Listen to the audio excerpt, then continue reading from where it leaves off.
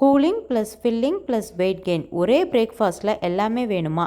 அப்போனா இந்த 3 healthy weight gain recipes try பண்ணி பாருங்கள். கண்டிப்பாக ஹெல்ப்ஃபுல்லாக இருக்கும்.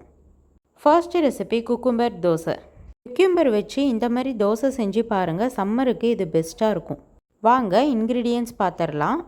கடலை மாவு 1/2 கப் எடுத்துக்கோங்க. கொஞ்சமாக சின்ன வெங்காயம் எடுத்துக்கோங்க. கொத்தமல்லி, கேரட், குக்கும்பர் எடுத்துக்கோங்க. வாங்க எப்படி செய்கிறதுன்னு பார்க்கலாம். கேரட்டை இந்த மாதிரி கிரேட் பண்ணி எடுத்துக்கோங்க. ஸோ வேக வைக்கும்போது ஈஸியாக இருக்கும் உங்களுக்கு. அதனால் இந்த மாதிரி கிரேட் பண்ணி எடுத்துக்கோங்க. இப்போ பார்த்தீங்கன்னா நான் கேரட்டை இந்த அளவுக்கு கிரேட் பண்ணி எடுத்துக்கிட்டேன். நீங்களும் இதே மாதிரி எடுத்துக்கோங்க. அடுத்து குக்கும்பரையும் அதே மாதிரி கிரேட் பண்ணி எடுத்துக்கோங்க. இப்போ பாருங்கள் குக்கும்பர் கிரேட் பண்ணி எடுத்து வச்சுருக்கேன். அடுத்து ஒரு பவுலில் கடலை மாவு, அது கூட கொஞ்சமாக பெப்பரு, சால்ட்டு ஆட் பண்ணிக்கோங்க. அப்புறம் குக்கும்பர் ஆட் பண்ணிக்கோங்க. அப்புறம் கிரேட் பண்ணி வச்சுருந்த கேரட் ஆட் பண்ணிட்டு லைட்டாக தண்ணி ஊற்றி நல்லா எல்லாத்தையும் மிக்ஸ் பண்ணிக்கோங்க. கடலை மாவு லம்ஸ் ஃபார்ம் ஆகாத மாதிரி நல்லா மிக்ஸ் பண்ணிக்கோங்க. அதுக்கப்புறம் குட்டி குட்டியாக கட் பண்ணி வச்சுருந்த வெங்காயம் ஆட் பண்ணிக்கோங்க. அப்புறம் கொத்தமல்லி ஆட் பண்ணி இதோட நல்லா சேர்த்து எல்லாத்தையும் மிக்ஸ் பண்ணிக்கோங்க. இப்போது நம்மளோட மாவு ரெடி ஆயிடுச்சு. வாங்க நம்ம தோசை ஊற்றலாம். இப்போது ஒரு கல் வச்சுட்டு கல் சூடு ஆனதும் இந்த மாதிரி குட்டி குட்டி தோசையாக நான் ஊற்றிக்க போகிறேன். இந்த மாதிரி குட்டி குட்டியாக ஊற்றுனீங்கன்னா குழந்தைங்களே தானாக எடுத்து சாப்பிடவும் யூஸ் ஆகும். இப்போ இதோட கொஞ்சம் கீ ஆட் பண்ணி நல்லா வேக வச்சு எடுத்துக்கிறேன். இப்போ நம்மளோட ஹெல்த்தியான weight gain cucumber dosa ready ஆகிடுச்சு. பாருங்கள், பார்க்கவே கலர்ஃபுல்லாக எம்மியாக இருக்குது. ஸோ இதை கண்டிப்பாக ட்ரை பண்ணி பாருங்கள். இது சம்மர் சீசனுக்கு ரொம்ப ஹெல்ப்ஃபுல்லாக இருக்கும். குக்கும்பர் தனியாக கொடுத்து சாப்பிட்லனா கூட இந்த மாதிரி தோசையில் கொடுக்கும்போது உங்களுக்கு சம்மருக்கு கூலிங்காகவும் இருக்கும்.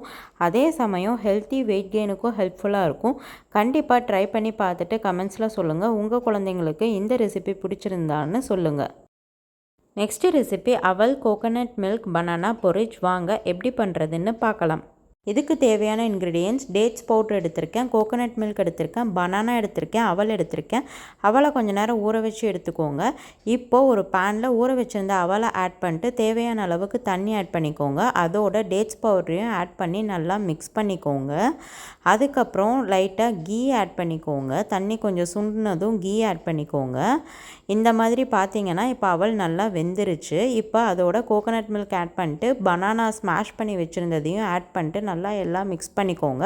கோகோனட் மில்க் ஆட் பண்ணோடனே கொஞ்சம் இறக்கிடுங்க. இப்போ பார்த்தீங்கன்னா நம்மளோட அவல் coconut milk banana porridge ready. Coconut milk summer சீசனில் நல்லா கூலிங்க்கு ஹெல்ப் பண்ணும். ஸோ கண்டிப்பாக இந்த ரெசிபி ட்ரை பண்ணி பாருங்கள். அதே சமயம் ஹெல்த்தி வெயிட் கெயினுக்கும் ஹெல்ப்ஃபுல்லாக இருக்கும். கண்டிப்பாக ட்ரை பண்ணி பார்த்துட்டு கமெண்ட் செக்ஷனில் சொல்லுங்கள். உங்கள் குழந்தைங்க விரும்பி சாப்பிட்டாங்களான்னு. நம்ம டேட்ஸ் பவுடரும் ஆட் பண்ணியிருக்கிறதுனால ஸ்வீட்டாக இருக்கும். அதனால் குழந்தைங்க விரும்பி சாப்பிடுவாங்க. Third recipe oats coconut milk mango porridge. இதுக்கு தேவையான இன்க்ரீடியன்ட்ஸ் தேங்காய் பால் எடுத்துக்கோங்க. மேங்கோ எடுத்து இந்த மாதிரி நான் ஸ்மாஷ் பண்ணி வச்சுருக்கேன். அப்புறம் டேட்ஸ் பவுடர் எடுத்துக்கோங்க, ஓட்ஸ் எடுத்துக்கோங்க. வாங்க இதை எப்படி பண்ணுறதுன்னு பார்க்கலாம். இப்போது ஒரு பேன் வச்சுக்கோங்க. பேனில் ஓட்ஸை ஆட் பண்ணி நல்லா ட்ரை ரோஸ்ட் பண்ணிக்கோங்க. லைட் ப்ரௌன் ஆகிற வரைக்கும் ட்ரை ரோஸ்ட் பண்ணி எடுத்துக்கோங்க. இப்போ பார்த்தீங்கன்னா லைட் ப்ரௌன் ஆகிடுச்சு. இப்போ இதை ஒரு மிக்ஸி ஜாருக்கு ட்ரான்ஸ்ஃபர் பண்ணிவிட்டு நல்லா ஃபைன் பவுடராக அரைச்சிக்கோங்க. அதுக்கப்புறம் இப்போ நம்ம இன்க்ரீடியன்ட்ஸ் எல்லாம் ரெடி ஆகிடுச்சு. வாங்க எப்படி பண்ணுறதுன்னு பார்த்துடலாம். ஒரு பேனில் ஃபஸ்ட்டு ஓட்ஸ் பவுடர் ஆட் பண்ணிக்கோங்க. அப்புறம் டேட்ஸ் பவுடர், அதோட கோகோனட் மில்க்கையும் ஆட் பண்ணி நல்லா மிக்ஸ் பண்ணி விட்டுக்கோங்க. அதோட தேவையான அளவுக்கு வாட்டர் ஆட் பண்ணிக்கோங்க. ஆட் பண்ணிவிட்டு லம்ஸ் ஃபார்ம் ஆகாத மாதிரி மிக்ஸ் பண்ணிகிட்டே இருங்க. அப்புறம் ஸ்மாஷ் பண்ணி வச்சுருந்தா மேங்கோ ஆட் பண்ணிட்டு எல்லாத்தோடையும் சேர்த்து இதையும் நல்லா மிக்ஸ் பண்ணிக்கோங்க. இப்போ பார்த்தீங்கன்னா நமக்கு தேவையான கன்சிஸ்டன்சியில் ரெடி ஆயிடுச்சு பொரிச்சு. இப்போ பார்த்தீங்கன்னா இந்த கன்சிஸ்டன்சியில் இருக்கிறதுனால கொஞ்சம் ஈஸியாக இருக்கும். இப்போ நான் ஒரு பவுலுக்கு ட்ரான்ஸ்ஃபர் பண்ணி காட்டுறேன். இப்போ நம்மளோட ஹெல்த்தியான oats coconut milk mango porridge ready ஆயிடுச்சு. இது வெயிட் கெயினுக்கும் ஹெல்ப்ஃபுல்லாக இருக்கும். கண்டிப்பாக ட்ரை பண்ணி பாருங்கள். மேங்கோ இருக்கிறதுனால குழந்தைங்க விரும்பி சாப்பிடுவாங்க. அதனால் கண்டிப்பாக ட்ரை பண்ணி பாருங்கள். ஃபைனலாக இதனோட டேஸ்ட்டை இன்னும் கொஞ்சம் என்ஃப்ளேவர் பண்ணுறதுக்காக கொஞ்சமாக கீ ஆட் பண்ணி நல்லா மிக்ஸ் பண்ணி விட்டுக்கோங்க. இது ஹெல்த்தி வெயிட் கெயினுக்கும் ஹெல்ப்ஃபுல்லாக இருக்கும்.